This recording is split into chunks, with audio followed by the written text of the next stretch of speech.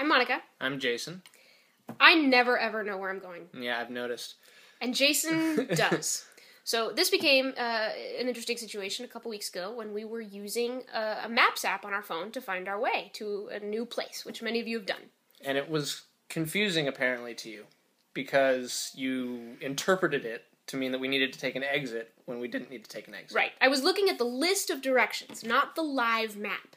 And the live map would have shown that, no, we had to stay on the freeway, but just the way it was written said, no, go ahead and exit. And the frustrating thing is that you wouldn't let me see the map, which is I bizarre. would not let you see the map. So we reached a point, we had done this wrong thing, because there was some confusion with Google, and we noticed we had done it wrong, and then I turned on the turn-by-turn directions, which is how Google just talks you someplace, right? Right. And Jason at that point just said, no, give me the map. I just need to see the map. And I said, why can't we just be talked there? And that brought up, I think, an interesting difference in the way we approach map. That for you, a map is It's an assistant. Tool. Right, it's an assistant. So And you treat it like your boss. Right.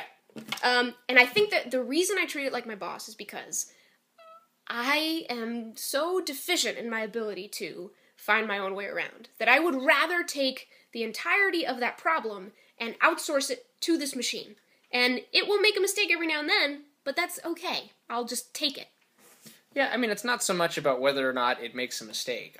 For me, it's just I want to know where I'm going. I think about things spatially. Yeah. I want to, I have a start point, an end point. I want to look at the route before I go. I want to have some sort of, spatial recognition that distance has been traveled. And I don't mind if there's a voice yakking at me throughout the process. Right. But I just got to get the overview. So the part of that sounds absurd to me is the thinking that you need to check the work of a machine that is incredibly complicated and complex and elaborate and smart in that it has so much more data than your brain ever could about maps. I think it's less about, double checking it and trying to outdata Google Maps. It's more about just having your own personal orientation, having an image in mind of what it is that you're trying to accomplish. Okay. Right? Like I can imagine, an artist when they're going to paint a scene would like to look at a scene first. Yeah.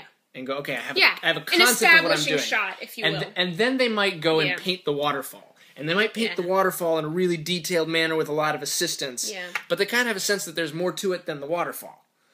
And in that sense, it's like this turn-by-turn thing is like, we're doing the waterfall. It's like, yeah, but what's around it? Right. What is the establishment? I don't need that at all. And I don't need to do that at all. And that's you because do. driving is an art, and you're not an artist. Oh, okay, I'll take that. All right. Let us know what you think.